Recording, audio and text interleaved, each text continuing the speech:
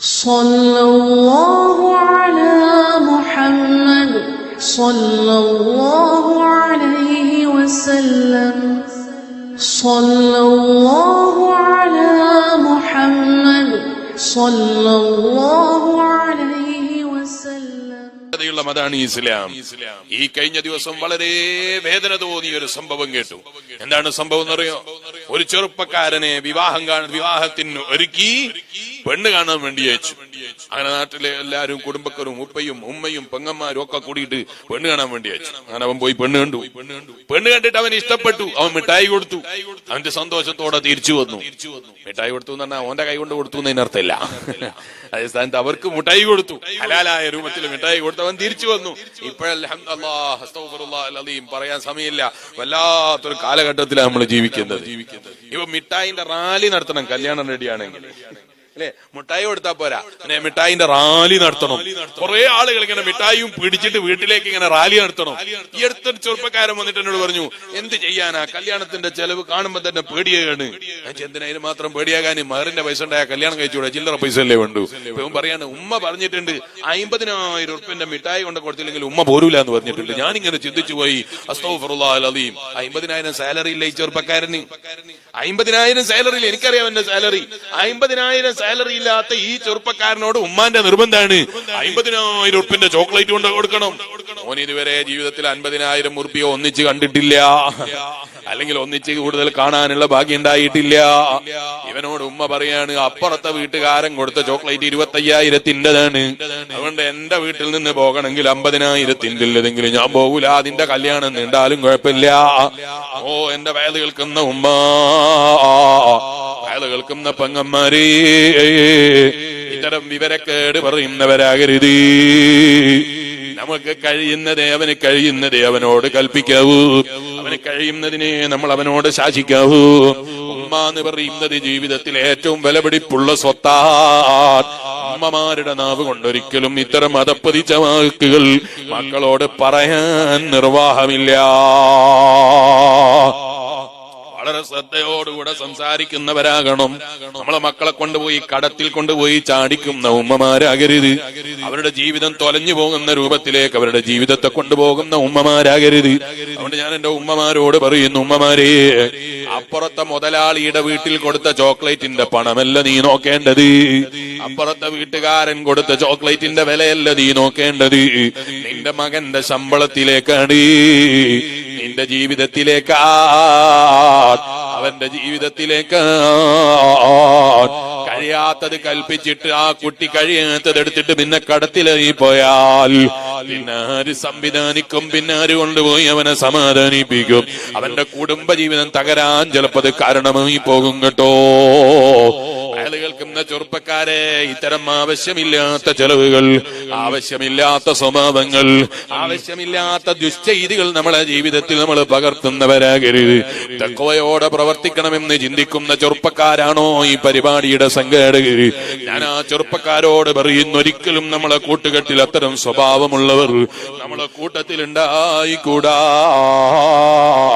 അനാവശ്യം ചെലവഴിക്കുന്നവരായിക്കൂടാ. മുസ്ലിയാരെ, ചോക്ലേറ്റ് പിടിച്ചു പോകുമ്പോഴേക്ക് ഹറാമ് വരുമോ? ചിലപ്പോൾ ചില ആളുകളെ സംശയമാണ്, ഇതെന്തൊരു ഇസ്ലാമാണ്? 6-ാം നൂറ്റാണ്ട് പറയേണ്ട മതാണല്ലോ ഈ മതം. ഇപ്പോഴും ഒരു മാറ്റം വരുത്താത്ത മതാണല്ലോ. ചോക്ലേറ്റ് പിടിക്കല് ഹറാമാണ് എന്നാണോ ഞാൻ ഇപ്പൊ പറഞ്ഞത്? അല്ല. ചോക്ലേറ്റ് കൊണ്ടുപോകല് ഹറാമാണ് എന്നാണോ ഞാൻ പറഞ്ഞത്? അല്ല. അവന് കഴിയാത്ത ഭാരങ്ങൾ അവന്റെ തലയിലേക്ക് വെച്ചു കൊടുത്ത് അവനെ കടത്തിലേക്കാക്കി കളയരുത് എന്നാ ഞാൻ പറഞ്ഞത്. അത് ഇസ്ലാമല്ലേ? ഏതൊരു ബുദ്ധിയുള്ളവനും അറിയുന്നതാണ്. പറയേണ്ടതില്ലല്ലോ. അവൻ ചില പെങ്ങന്മാര് പറയും, അതൊന്നുമില്ലാതെ ഞങ്ങൾ എങ്ങനെ പോകലി? നിന്റെ വിവാഹം ചിലപ്പോ കഴിഞ്ഞിട്ടുണ്ടാകാം, അല്ലെങ്കിൽ നിന്റെ വിവാഹം ചിലപ്പോൾ നേരത്തെ കഴിഞ്ഞു പോയിട്ടുണ്ടാകാം. നിന്റെ പുതിയ ആപ്പിൾ അങ്ങനെ ചെയ്തിട്ടില്ലല്ലോ എന്ന് അവന് ചോദിക്കാൻ ധൈര്യമില്ലാത്തത് കൊണ്ടാണ്. താനോടത് പറഞ്ഞ അതവ് കേടാകൂലെന്ന് വിചാരിച്ചിട്ടാണ്. ആവശ്യമില്ലാത്ത ഇത്തരം ദുസ്വഭാവങ്ങള് ഭാരങ്ങളായി ചെറുപ്പക്കാർക്ക് വെച്ചു കൊടുത്താൽ അവരെ വിവാഹം ചിലപ്പോൾ സമയത്തിന് കഴിക്കാൻ അവർക്ക് സാധിക്കൂല. ഹറാമിന്റെ വഴികളിലേക്ക് അവരെ പോകാനത് കാരണമാണ്. വിദേശ രാജ്യത്ത് പോകുന്നവർക്കറിയാം, അതേ ലോകത്തിന്റെ പല ഭാഗങ്ങളിലും പോയാൽ വിവാഹത്തിന് പുരുഷന്മാരും പെണ്ണും വല്ലാതെ വൈകിപ്പോവാണ്. എന്താണ് കാരണം എന്ന് ചോദിച്ചാൽ നിങ്ങൾക്കറിയാം, ഭൂരിഭാഗം കാരണവും ഇതുപോലെയുള്ള ഇല്ലാത്ത നടപ്പുകൾ കൊണ്ടുവന്നതാണ്. ഇസ്ലാം പറഞ്ഞതല്ലാത്ത പുതിയ പുതിയ നടപ്പുകളാണ്. ആ നടപ്പുകൾ കൊണ്ടുവന്നതിന്റെ പേരിൽ പുതിയ ആപ്പിളയാകുന്ന ചെറുപ്പക്കാരന്റെ പ്രായത്തിൽ, അവന് ചെറുപ്രായത്തിൽ അത്തരം കാര്യങ്ങൾ ചെയ്തു തീർക്കാൻ സാധിക്കുന്നില്ല, ചെയ്യാൻ കഴിയുന്നില്ല. ലോഡായതിന്റെ പേരിൽ പ്രായം 35 40 കഴിഞ്ഞിട്ട് വിവാഹം കഴിയാത്ത പെൺകുട്ടികളാണ്, വിവാഹം കഴിയാത്ത ചെറുപ്പക്കാരാ. പണത്തിനല്ല ഉമ്മമാരെ ഇഷ്ടപ്പെടേണ്ടത്. പണം എന്ന് പറയുന്നത് ഇന്നുണ്ടാകാം, നാളെ ഉണ്ടായിക്കൊള്ളണം എന്നില്ല. അതുകൊണ്ടാണ് നബി സല്ലല്ലാഹു അലൈഹി വസല്ലം നിങ്ങൾ പറഞ്ഞത്, നാല് കാര്യങ്ങൾക്ക് വേണ്ടി വിവാഹം ചെയ്യപ്പെടാം. അലിജമാലിഹാ, ഭംഗിക്ക് വേണ്ടി വിവാഹം ചെയ്യപ്പെടുന്നുണ്ടാകാം. വലിനസബിഹാ, തറവാടിന് വേണ്ടി ഭംഗി വിവാഹം ചെയ്യപ്പെടുന്നുണ്ടാകാം.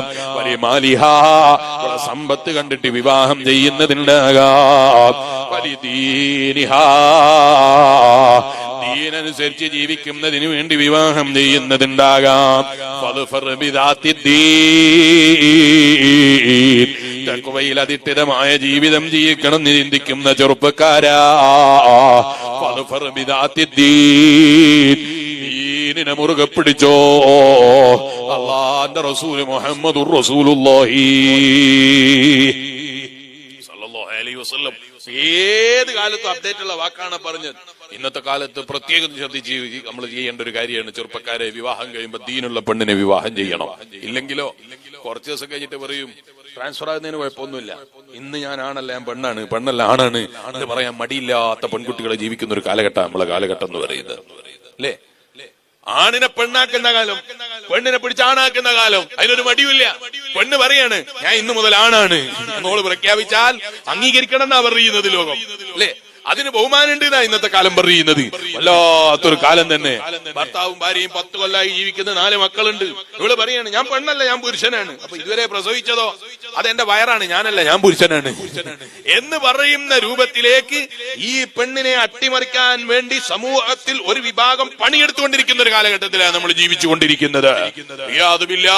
ഒന്നിനെ കുറിച്ചും ബോധമില്ലാതെ ജീവിതം എന്താണ്, ജീവിതത്തിന്റെ ലക്ഷ്യം എന്താണ്, ജീവിതം എന്തിനാണ്, എങ്ങനെയാണ് എന്നൊന്നും ചോദിക്കുമ്പോ ജീവിതത്തിന്റെ ലക്ഷ്യം എന്ന് പറയുന്നത് മൈ ബോഡി മൈ ചോയ്സ്, എന്റെ ഇഷ്ടപ്രകാരം ജീവിക്കാനുള്ള ജീവിതം. അതിനാണ് ജീവിതം എന്ന് പറയുന്ന ഒരു വിഭാഗം ജീവിക്കുന്ന ഒരു കാലഘട്ടം. ബോഡിയുടെ ഇഷ്ടത്തിന് ജീവിക്കുന്നതിനാണോ മനുഷ്യനെ അള്ളാഹു തആല സൃഷ്ടിച്ചത്? മോനെ ഞങ്ങൾക്ക് അള്ളാഹുവിൽ വിശ്വാസമില്ല, മോനെ നിന്റെ ശരീരത്തോട് തന്നെ നീ ചോദിക്ക, നിന്റെ ഇഷ്ടപ്രകാരം ജീവിക്കാനാണോ നിന്റെ ശരീരത്തെ നീ പടക്കപ്പെട്ടിരിക്കുന്നത്?